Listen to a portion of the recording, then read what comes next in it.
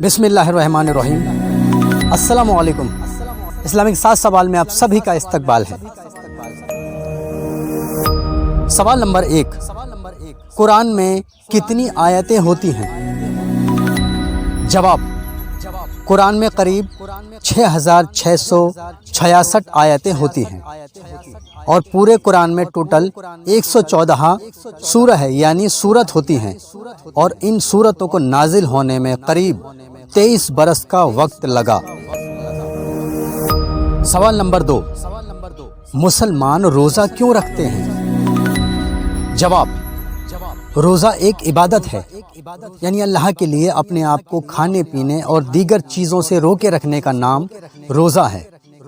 جب ایک مسلمان اللہ کی رضا کے لیے بھوکا پیاسا رہتا ہے اور پرہیزگار بنتا ہے تو اللہ خوش ہو کر اس کے تمام گناہوں کو بخش دیتا ہے۔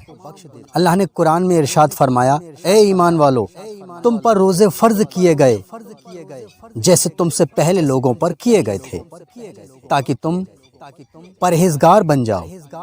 اس کا مطلب یہ ہوا کہ اللہ نے اور نبیوں کی امت پر یعنی پہلے مسلمانوں پر بھی روزے فرض کیے تھے، اور روزوں کو فرض اس لیے کیا گیا تاکہ مسلمان پرہیزگاری یعنی خود پر کنٹرول رکھنا سیکھ لیں۔ حالانکہ روزے رکھنے سے جسم میں موجود کئی طرح کے بیکٹیریا اور بیماریاں بھی ختم ہو جاتی ہیں اور جسم تندرست ہو جاتا ہے۔ اللہ اس رمضان ہم سبھی مسلمانوں کو روزے رکھنے کی توفیق عطا فرمائے، آمین۔ سوال نمبر 3، روزے کب سے شروع ہوں گے؟ جواب، یوں تو رمضان کا مہینہ سنیچر کی شام سے شروع ہو جائے گا، یعنی 2 مارچ 2025 اتوار کے دن پہلا روزہ ہوگا، لیکن اگر یہ مہینہ 29 کا ہوا تو جمعے کی شام کو رمضان کا چاند دکھ جائے گا اور پہلا روزہ 1 مارچ 2025 سنیچر کے دن رہے گا۔ سوال نمبر 4، التحیات کب نازل ہوئی؟ جواب، التحیات کو ہر نماز میں پڑھا جاتا ہے۔ اس کے نازل ہونے کا واقعہ بہت ہی دلچسپ اور ایمان کو تازہ کرنے والا ہے۔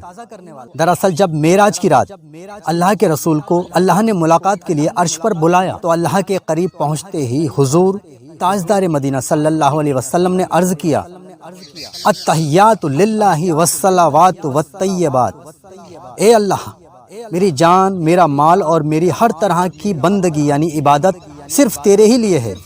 یہ سن کر اللہ نے اپنے محبوب کا استقبال کرتے ہوئے جواب میں فرمایا، السلام علیکہ ایھا النبی ورحمۃ اللہ وبرکاتہ، تم پر اللہ کا سلام ہو، اللہ کی رحمت ہو اور اللہ کی برکت ہو۔ فوراً ہی اللہ کے رسول نے پھر سے عرض کیا، السلام علینا وعلی عباد اللہ الصالحین، اے اللہ تیری سلامتی، تیری رحمت اور تیری برکتیں میری امت کے نیک لوگوں پر بھی ہوں۔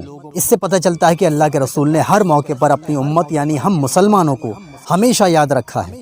اللہ اور اس کے محبوب کی باتیں سن کر تمام فرشتوں نے بھی عرض کیا، اشہد ان لا الہ الا اللہ وحدہ لا شریک لہ واشہد ان محمدا عبدہ ورسولہ، ہم گواہی دیتے ہیں کہ اللہ کے سوا کوئی عبادت کے لائق نہیں اور محمد صلی اللہ علیہ وسلم اللہ کے بندے اور رسول ہیں۔